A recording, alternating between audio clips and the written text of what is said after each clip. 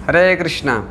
तो श्रीमद् भगवद गीता तीसरा अध्याय हम लोग पढ़ चुके हैं, कर्मयोग, और अभी चालू करते हैं अध्याय 4 दिव्य ज्ञान।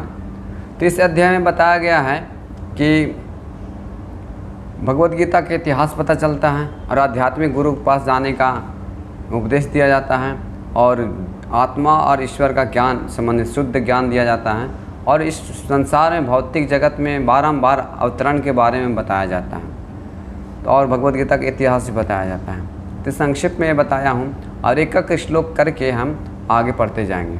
तो पहला श्लोक भगवान श्री कृष्ण बताते हैं, श्री भगवान वाचा इमं विवस्वते योगां प्रोक्तवाहन अहम अव्ययम विवस्मान मन में प्राहा मनोरिक्षा कवि अब्रवीत। इसमें बताते हैं अनुवाद में, भगवान श्री कृष्ण ने कहा, मैंने इस अमर योग विद्या का उपदेश सूर्यदेव विवस्वान को दिया और विवस्वान ने मनुष्यों के पिता मनु को उपदेश दिया और मनु ने इसका उपदेश इक्ष्वाकु को दिया। हरे कृष्णा।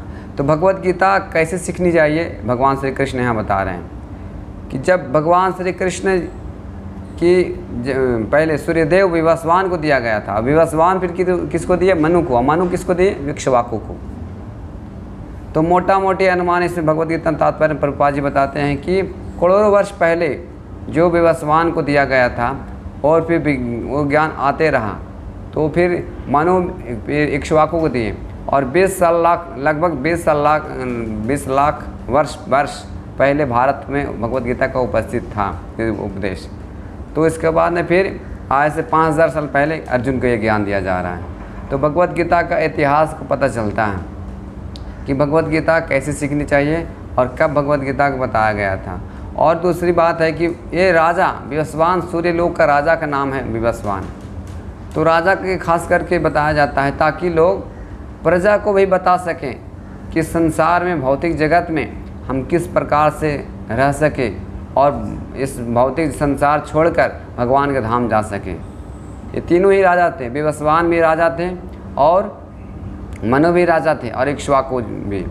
तो पहले के जो राजा थे राजर्षि कहलाते थे, राजा भी थे और ऋषि भी थे। तो उस पर बहुत अच्छे से शासन कर सके और प्रजा को जन्म मृत्यु चक्कर से छुटकारा दिला सके। तो ये राजाओं का काम था और साथ साथ में भगवान के भक्त भी थे।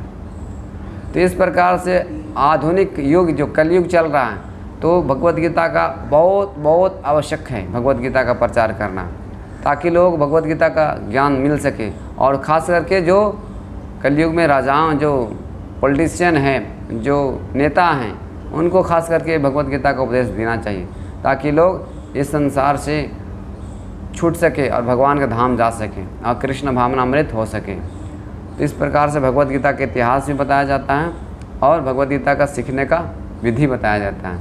आज बहुत से भगवद गीता का अलग अलग प्रकाशित हो रहे हैं, लेकिन हमको ऐसा नहीं पढ़ना है। गुरु परंपरा से जो आ रहा है ज्ञान, उससे सीखना है, तो हमको असली प्रभाव पड़ेगा। भगवद गीता इस्कॉन का लिखा हुआ है यथारूप, एज इट इज़। तो Bhagavad Gita as it is स्वीकार करना चाहिए, तो हमको असली प्रभावित कर पड़ेगा, असली हमको प्रभाव पड़ेगा और असली भगवद गीता का उपदेश समझ पाएंगे।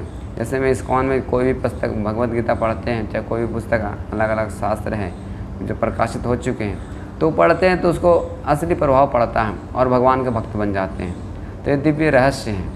और एक दिव्य जो ज्ञान है, चौथा अध्याय का जो नाम है दिव्य ज्ञान, एक कर्म फल का उपरांत है। जैसे हम कर्म करते हैं तो उसको सहिष्णु भगवान के लिए जब हम कार्य करते हैं तो दिव्य ज्ञान प्राप्त होता है।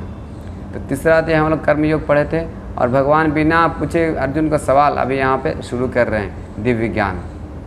तो बहुत अच्छा अध्याय है दिव्य ज्ञान।